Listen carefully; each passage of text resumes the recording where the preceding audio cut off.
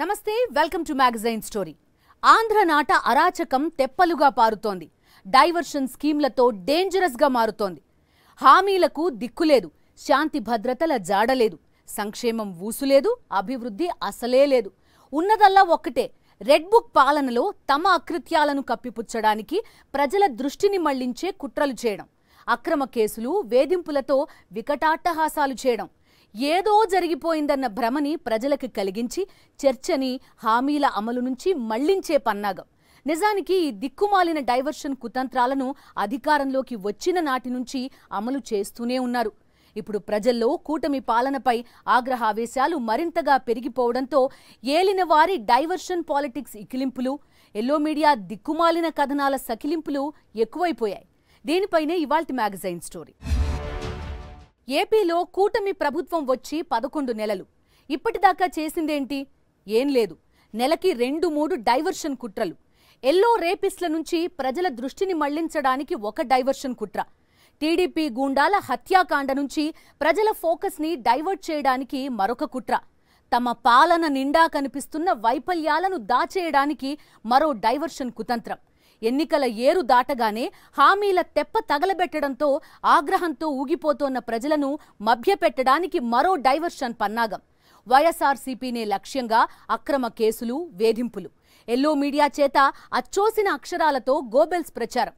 TDP అంటే Telugu Desam party కాదు, topic diversion party. Andhra Pradesh కి ఏమైంది? 11 నెలల క్రితం దేశంలో సంక్షేమం అంటే ఆంధ్రప్రదేశ్, అభివృద్ధి అంటే ఆంధ్రప్రదేశ్, సంస్కరణలు అంటే ఆంధ్రప్రదేశ్, జనరంజక పాలన అంటే ఆంధ్రప్రదేశ్. అలాంటి రాష్ట్రాన్ని కేవలం 11 నెలల్లో అరాచక ప్రదేశ్ గా మార్చి పారేశారు చంద్రబాబు అండ్ కో. ఇప్పుడు ఏపీలో జరుగుతోందేంటి? ఓవైపు హత్యలు, అత్యాచారాలు, మద్యం మాఫియా, మైనింగ్ మాఫియా, అఘాయిత్యాలు, రెడ్ బుక్ రాజ్యాంగం పడగ నీడలో వికటాట్టహాసం చేస్తున్న టీడీపీ గూండాలు. మరోవైపు చంద్రబాబు ప్రభుత్వం అత్యంత చిత్తశుద్ధితో సాగిస్తున్న డైవర్షన్ పాలిటిక్స్, డైవర్షన్ కుట్రలు. అధికారంలోకి వచ్చిన క్షణం నుంచి తమ అరాచకాల నుంచి ప్రజల దృష్టిని మళ్లించడానికి డైవర్షన్ పాలిటిక్స్ ని నమ్ముకుంది చంద్రబాబు ప్రభుత్వం. ఇప్పుడు ఎన్నికల హామీలను తుంగలో తొక్కి తమకు వెన్నుపోటు పొడిచిన చంద్రబాబు మీద 5.5 కోట్ల మంది ప్రజలు ఆగ్రహంతో ఊగిపోతున్నారు. ఎన్నికల హామీలను తుంగలో తొక్కటానికి చంద్రబాబు వేసిన డ్రామాలు, చేసిన కుట్రలు అన్ని ఇన్ని కావు. ఎన్నికల హామీలను అటకెక్కించారన్నది ఒక్కటే కాదు ప్రజల ఆగ్రహానికి కారణం. తాము మరోసారి చంద్రబాబు చేతిలో దారుణంగా మోసపోయామన్న నిజాన్ని ప్రజలు జీర్ణించుకోలేకపోతున్నారు. తమ ఆత్మ గౌరవాన్ని చంద్రబాబు మరోసారి వెక్కిరించారన్న సత్యం 5.5 కోట్ల మంది ప్రజలను ఆగ్రహావేశాలతో ఊగిపోయేలా చేస్తోంది. ప్రజల్లో తమ ప్రభుత్వం మీద ఉన్న తీవ్ర వ్యతిరేకతను పసిగట్టిన చంద్రబాబు ప్రభుత్వం మరోసారి డైవర్షన్ పాలిటిక్స్ కి తెరతీసింది. ఎన్నికల హామీలను ఎగ్గొట్టడం నుంచి ప్రజల దృష్టిని మళ్లించడానికి జరగని మద్యం స్కామ్ జరిగిపోయినట్లుగా కొత్త కుట్రకి తెరతీసింది. అలానే కొన్ని నెలల క్రితం అంతర్జాతీయంగా ఏపీ ఇమేజ్ ని డ్యామేజ్ చేసిన కాదంబరి జత్వాని ఎపిసోడ్ ని నిస్సిగ్గుగా మళ్లీ రీస్టార్ట్ చేసింది. ఈ 2 డైవర్షన్ పాలిటిక్స్ తో ఒకవైపు అరెస్టులు, మరోవైపు వేధింపులు, వీటన్నింటితో ఏదో జరిగిపోయిందన్న భావన ప్రజల్లో కలిగించి ఎన్నికల హామీల అమలు నుంచి వారి దృష్టిని మళ్లించాలన్న విఫల కుట్రలు పన్నుతోంది చంద్రబాబు ప్రభుత్వం. చంద్రబాబు దగాకోరుతనానికి బ్రాండ్ అంబాసిడర్ లాంటి డైలాగ్స్ లో ఇదొకటి. దాదాపు ఏడాది నుంచి ఈ హామీని విని విని తెలుగు ప్రజలకు పిచ్చెక్కినంత పనయింది. ఎన్నికలకు ముందు ఒక 4 నెలల నుంచి మొదలు పెట్టారు. అధికారంలోకి వచ్చిన 11 నెలలయ్యింది. సూపర్ 6 లేదు. ఆ సూపర్ 6 లో భాగమైన నీకు 15,000, నీకు 15,000 హామీ అమలు లేదు. నమ్మించి నట్టేట ముంచటంలో చంద్రబాబు ఘన చరిత్ర తెలిసి కూడా మళ్లీ మోసపోయామంటూ ప్రజలు తమ చీత్కారాన్ని ఎప్పుడో ట్రోలింగ్ రూపంలో కూడా వెల్లడించారు. నీకు 15,000, నీకు 15,000 అంటూ హామీ అమలు ఎప్పుడంటూ చంద్రబాబును ఒక రేంజ్ లో నిలదీశారు. ప్రజలు ఇంతగా ఎద్దేవా చేసిన చంద్రబాబు ప్రభుత్వం మాత్రం నిస్సిగ్గుగా సూపర్ 6 హామీలను తొంగలో తొక్కేసింది. గట్టి పరిస్థితుల్లోనూ అధికారంలోకి వచ్చేది లేదని డిసైడ్ అయిపోయిన చంద్రబాబు ప్రజలకు ఆశ పెట్టి అరచేతిలో వైకుంఠం చూపించి తడిగుడ్డతో గొంతు కోసే కుట్ర పన్నితే తప్ప గెలిచేది లేదని నిర్ణయించుకున్న తర్వాతే సూపర్ 6 హామీల పన్నాగాన్ని పన్నారు. ఒకవైపు నిమ్మల రామానాయుడు లాంటి టీడీపీ నేతలు ఇంటింటికి తిరుగుతూ నీకు 15,000, నీకు 15,000 అంటూ ఊదరగొడితే చంద్రబాబు మరో అడుగు ముందుకేసి నాడు ఏపీ ప్రజలకు బంపర్ ఆఫర్ ఇచ్చేశారు. మీకు ఓపికంటే 3-4 పిల్లల్ని కనండి, ఒక్కొక్కరికి 15,000 చొప్పున నేనిస్తానంటూ తనదైన వంకర నవ్వుతో హామీ ఇచ్చేశారు. ఈ రోజు మహాశక్తి కింద మా ఆడబిడ్డల జీవితాలు మారుస్తా. మీరు ఒకసారి ఆలోచిస్తే 4 కార్యక్రమాలు ఇచ్చాను. అమ్మకు వందనం. ఎంతమంది పిల్లలుంటే అంతమందికి 15,000 రూపాయలు ఇచ్చే బాధ్యత నేను తీసుకుంటా. ఒకప్పుడు ఒకరితో ఇద్దరితో సరిపెట్టుకోమన్నాను. ఇప్పుడు చెప్తున్నా, మీరు ఓపుకుంటే 3-4 పిల్లలైనా పర్వాలేదు. విన్నారుగా, ఎంతమంది పిల్లలను కంటారో కానండి అంటూ ఒక రకంగా ప్రజలకు సవాలే విసిరిన పెద్ద మనిషి మాటలను ఒకవైపు చంద్రబాబు ఓట్లు పెడితే మరోవైపు సూపర్ 6 హామీలు అమలయ్యే చేసే బాధ్యత నాదంటూ తెగ నటించేశారు పవన్ కళ్యాణ్. స్కూల్కి వెళ్లే ప్రతి విద్యార్థికి సంవత్సరానికి 15,000. ఎంతమంది విద్యార్థులుంటే అంతమందికి తల్లికి అందజేస్తాం. సంవత్సరానికి 3 గ్యాస్ సిలిండర్లు అందజేస్తాం. ప్రతి రైతుకి సంవత్సరానికి 20,000 రూపాయల ఆర్థిక సహాయం చేస్తాం. ప్రతి మహిళకి నెలకి 1,500 అందజేస్తాం. మహిళలకు ఉచితంగా ఆటో డ్రైవర్లకు ఇబ్బంది కలగకుండా బస్సులో ప్రయాణం చేసే సౌకర్యం కల్పిస్తాం. ఇలా ప్రజలను అరచేతిలో వైకుంఠం చూపించి అధికారంలోకి రాగానే ఎప్పట్లానే ముంచుడు కార్యక్రమాన్ని మొదలుపెట్టారు. సూపర్ 6 హామీలు ఎగ్గొట్టడానికి జనరంజక జగన్ పాలన మీద మరింత విషం కక్కే కుతంత్రానికి మరింత పదును పెట్టారు. ఏపీకి 14 లక్షల కోట్ల రూపాయల అప్పులు ఉన్నాయంటూ నిస్సిగ్గుగా దిక్కుమాలిన అబద్దాలు చెప్పారు. నెలకు 1,500 రూపాయలు ఇస్తామంటూ మహిళలను మోసం చేశారు. నెలకి 3,000 రూపాయల నిరుద్యోగ భృతి ఇస్తామంటూ యువతినే మోసం చేశారు.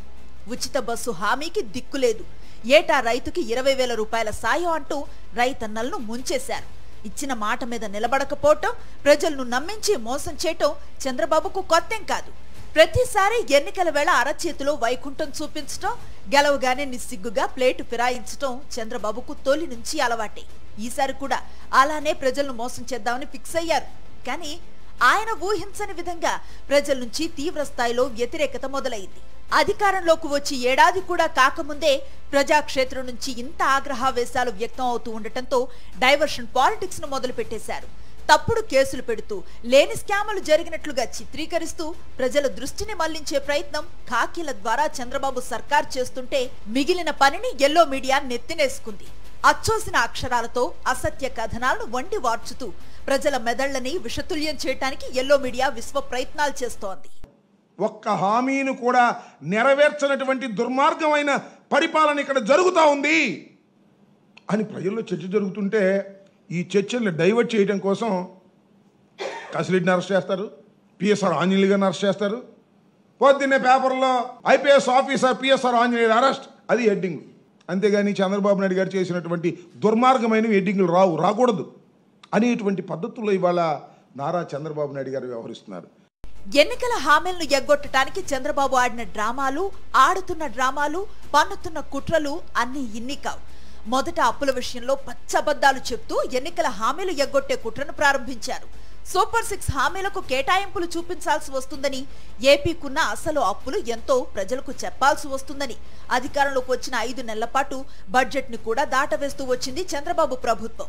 5 నెలల తర్వాత పూర్తి స్థాయి బడ్జెట్ కి మోక్షం కల్పించిన చంద్రబాబు ప్రభుత్వం అందరూ ఊహించినట్లే ఎన్నికల హామీలకు మొండి చేయి చూపించారు. 2025-26 బడ్జెట్లో ఎన్నికల హామీలతో పాటు కీలక హామీలకు కూడా కూటమి సర్కార్ పంగనామం పెట్టేసింది. మహిళల మహాశక్తి, నిరుద్యోగ భృతి, ఉచిత బస్సు ప్రయాణానికి పైసా ఇవ్వని ప్రభుత్వం, తల్లికి వందనం, అన్నదాత సుఖీభవ, దీపం పథకాలకు భారీగా కోత విధించింది. మరో 45 రోజుల్లో మళ్లీ స్కూల్స్ మొదలవుతాయి. తల్లికి వందనం దగ్గర నుంచి మొదలు పెడితే వరుస హామీల అమలు కేంద్రంగా పాలకుల కాలర్ పట్టుకుని ప్రజలు నిలదీయటం ఖాయం. అందుకే ముందు నుంచే ప్రజల దృష్టిని మళ్లించడానికి అటు జరగని మద్యం స్కామ్ జరిగినట్లుగా డైవర్షన్ పాలిటిక్స్ ను మొదలు పెట్టేశారు.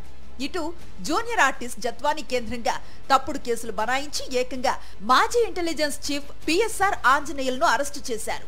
ఎన్నికల హామీల నుంచి ప్రజల దృష్టిని మళ్లించడానికైతే నారావారి డైరెక్షన్ లోనే డైవర్షన్ పాలిటిక్స్ చేస్తున్నారో అదే ప్రజలు జరుగుతున్న దారుణాలను చూసి కూటమి సర్కార్ని చీకొడుతున్నారు, చీత్కరించుకుంటున్నారు. ప్రతి ఏడాదిలానే ఈ ఏడాది దావోస్ సమ్మిట్ జరిగింది. విజనరీ ముసుగుని మరోసారి గట్టిగా సరిచేసుకుని చంద్రబాబు అండ్ కో దావోస్ వెళ్లారు. ఏపీకి రావోస్ అని ఎంత బతిమలాడినా ఒక్క కంపెనీ కూడా రాలేదు. పారిశ్రామికవేత్తలంతా దావోస్లో చంద్రబాబు అండ్ టీంని పోస్ అనడంతో ఓ సోస్ అనుకుని తిరుగు ప్రయాణమయ్యారు. ఇంత అవమానం ఏపీకి ఎందుకు జరిగింది? జత్వానీ అనే జూనియర్ ఆర్టిస్ట్ని తీసుకొచ్చి జిందాల్ గ్రూప్ని టార్గెట్ చేయడంతో అంతర్జాతీయ స్థాయిలో ఏపీ బ్రాండ్ ఇమేజ్ పోయింది. ఏపీలో పెట్టుబడి పెట్టడం కాదు కదా, కనీసం మొహమాటానికి ఎంఓయూ చేసుకోవడానికి దావోస్లో ఒక్క కంపెనీ కూడా ముందుకు రాలేదు. ఇంత జరిగినా ఇంకా కూటమి ప్రభుత్వానికి బుద్ధి రాలేదు. మళ్లీ అదే జత్వానీ కేంద్రంగా డైవర్షన్ పాలిటిక్స్ మొదలుపెట్టారు. ఏపీ ఇమేజ్ ని ఇంకెంత భ్రష్టు పట్టించాలని కంకణం కట్టుకున్నారో మరి. ఆంధ్రప్రదేశ్ లో 5.5 కోట్ల మంది ప్రజలు కూటమి పాలన నుంచి భయపడుతున్నారు, చీత్కరించుకుంటున్నారు, ఆగ్రహంతో ఊగిపోతున్నారు. కేవలం 11 నెలల్లోనే చంద్రబాబు పాలనపై ప్రజల్లో కని విని ఎరుగని వ్యతిరేకత వ్యక్తమవుతుంది. అందుకు కారణం రెడ్ బుక్ రాజ్యాంగం నుంచి ఎన్నికల హామీలను ఎగ్గొట్టడం దాకా చాలానే ఉన్నాయి. నిజానికి తన పాలనలో అసమర్థత నుంచి, అరాచకాల నుంచి ప్రజల దృష్టిని మళ్లించడానికి తొలి నుంచి డైవర్షన్ పాలిటిక్స్ కు పాల్పడుతూనే ఉన్నారు చంద్రబాబు. విజయవాడని వరదల్లో ముంచేసిన తన అసమర్థతను కప్పిపుచ్చటానికి టీడీపీ నేతల బోట్లు ప్రకాశం బ్యారేజీకి కొట్టుకొస్తే అవి వైఎస్ఆర్సీపీ బోట్లని, ప్రకాశం బ్యారేజీని కూల్చే కుట్రతోనే ఆ బోట్లను వరద నీటిలో వదిలేశారని పచ్చమూక చేసిన డైవర్షన్ పాలిటిక్స్ చూసి వరద బాధితులు కూడా చీకొట్టారు. ఇక దేవదేవుడు వెంకటేశ్వర స్వామి దివ్య ప్రసాదం లడ్డూ చుట్టూ చంద్రబాబు నడిపిన డైవర్షన్ పాలిటిక్స్ చూసి దేశమంతా నివ్వెరపోయింది. ప్రపంచ వ్యాప్తంగా ఉన్న భక్తజన కోటి అసహ్యించుకుంది. ఇక చెప్పుకుంటూ పోతే ఈ 11 నెలల కాలం నీచం, నికృష్టం, హీనో అనుకునే డైవర్షన్ డర్టీ పాలిటిక్స్ ను తెగ డైరెక్ట్ చేస్తూ వచ్చిన చంద్రబాబు ఇప్పుడు మళ్లీ కుట్రలకు పదును పెట్టారు. మాజీ ఇంటెలిజెన్స్ చీఫ్ ఐపీఎస్ పిఎస్ఆర్ ఆంజనేయులను ఈసారి టార్గెట్ చేశారు.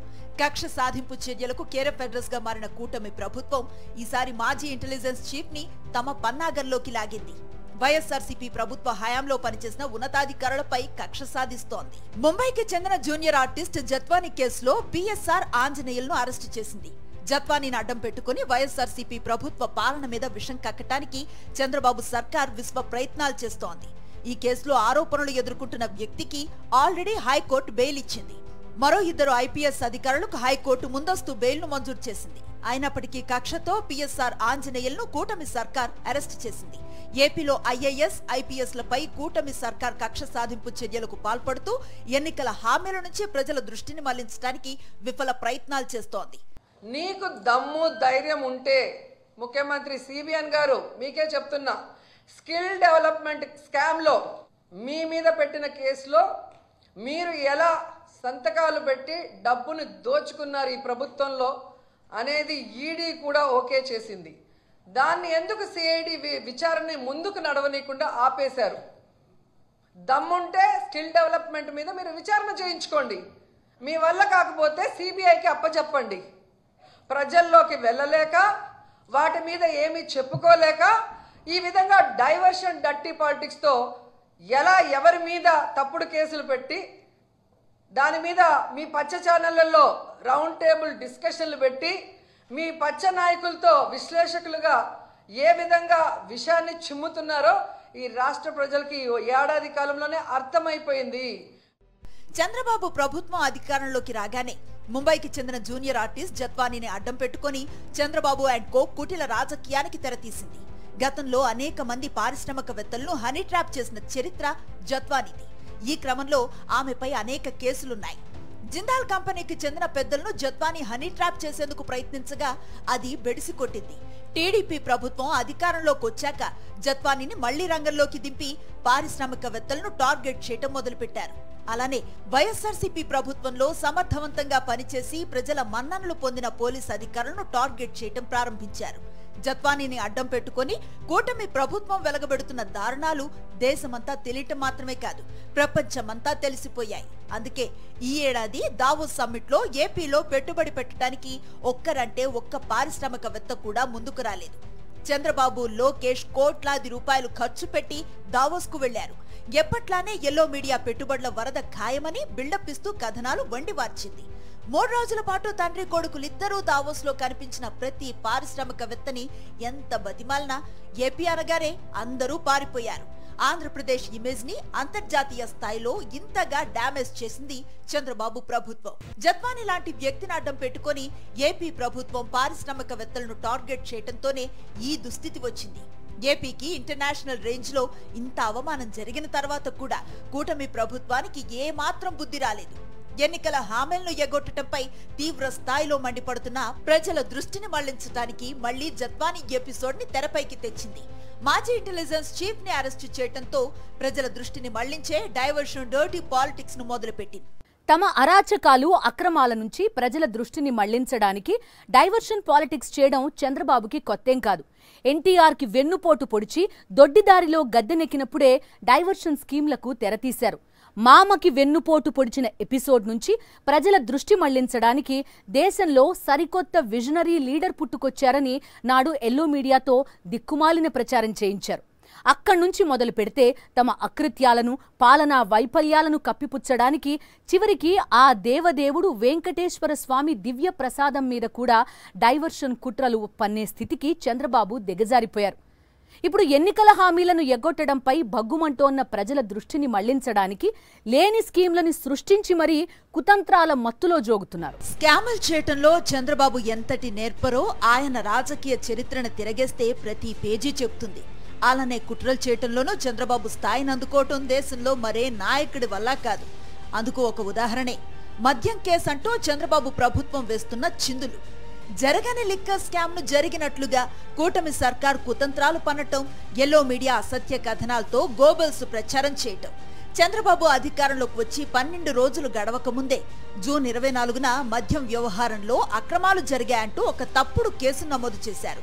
ఇందులో బెవరేజెస్ కార్పొరేషన్ మాజీ ఎండీ వాసుదేవరెడ్డిని నిందితుడిగా చేర్చారు. బెదిరించి, భయపెట్టి తమకు అనుకూలంగా చివరకు వాసుదేవరెడ్డి నుంచి వాంగ్మూలం తీసుకుని దాని ఆధారంగా ఈ కథను నడపాలనుకుంటున్నారు. వాంగ్మూలం ఇచ్చిన మరుసటి రోజునే వాసుదేవరెడ్డిని మళ్లీ కేంద్ర సర్వీస్ కు రిలీవ్ చేశారు. అలాంటి వ్యక్తి ఇచ్చిన వాంగ్మూలానికి ఏం విలువ ఉంటుంది? ఆ వాంగ్మూలం ఆధారంగా చేసే దర్యాప్తుకు, అభియోగాలకు విలువే ఉంటుంది. వైఎస్ఆర్ కాంగ్రెస్ పార్టీకి చెందిన మిథున్ రెడ్డి ఒక లోక్సభ ఎంపీ. గతంలోనూ ఇప్పుడు కూడా లోక్సభలో పార్టీకి నాయకుడు. రాష్ట్ర ప్రభుత్వ వ్యవహారాలతో ఏమాత్రం సంబంధం లేని వ్యక్తి. ఇక మిథున్ రెడ్డి తండ్రి పెద్దిరెడ్డి రామచంద్రారెడ్డి గత ప్రభుత్వ హయాంలో మొదట పంచాయతీరాజ్ శాఖ మంత్రిగాను, తర్వాత విద్యుత్, అటవీ శాఖల మంత్రిగాను పనిచేశారు. వీరికి ఎక్సైజ్ శాఖతో కానీ సంబంధిత విభాగాలతో కానీ ఎలాంటి సంబంధం లేదు. ఇప్పుడు రాజ్కేశిరెడ్డి పేరుతో నడుపుతున్న కుట్ర కూడా ఇందులో ఒక భాగమే. రాజ్కేశిరెడ్డి వైఎస్ఆర్సీపీ ప్రభుత్వానికి సేవలు అందించిన సలహాదారుల్లో ఒకరు.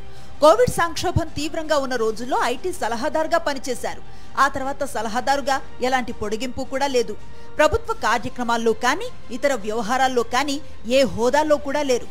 అలాంటి వ్యక్తిని జరగని మద్యం కుంభకోణంలో నిందితుడిగా పేర్కొంటూ రాజ్కేశిరెడ్డి చుట్టూ ఎల్లో మీడియా సహాయంతో తప్పుడు వార్తలు వండి వార్చి ఏదో జరిగిపోయిందనే అభిప్రాయాన్ని కలిగించడానికి, తద్వారా తప్పుడు కేసును ముందుకు నడపటానికి ప్రభుత్వ పెద్దలు ప్రయత్నిస్తున్నారు. 2019 నుంచి 5 ఏళ్ల పాటు జగన్ ప్రభుత్వం ద్వారానే మద్యం అమ్మకాలు సాగేలా చూశారు. మరి ప్రైవేటు వ్యక్తులకు మద్యం అమ్మకాలు కేటాయించి అమ్మకాలు బాగా సాగేలా చేసిన వాళ్లకు లంచాలిస్తారా, లేక ప్రభుత్వం ద్వారా మాత్రమే అమ్మితే లంచాలిస్తారా? జగన్ ప్రభుత్వం మద్యం విక్రయాల వేలలను బాగా తగ్గించింది. దాంతో అమ్మకాలు తగ్గాయి. అలాంటప్పుడు లంచాలిస్తారా? లేక చంద్రబాబు పాలనలో మద్యం దుకాణాలను ఎక్కువ సమయం తీసుంచి అమ్మకాలు బాగా సాగేలా చూశారు. సహజంగా ఇలాంటి పరిస్థితుల్లోనే లంచాలిస్తారు కదా.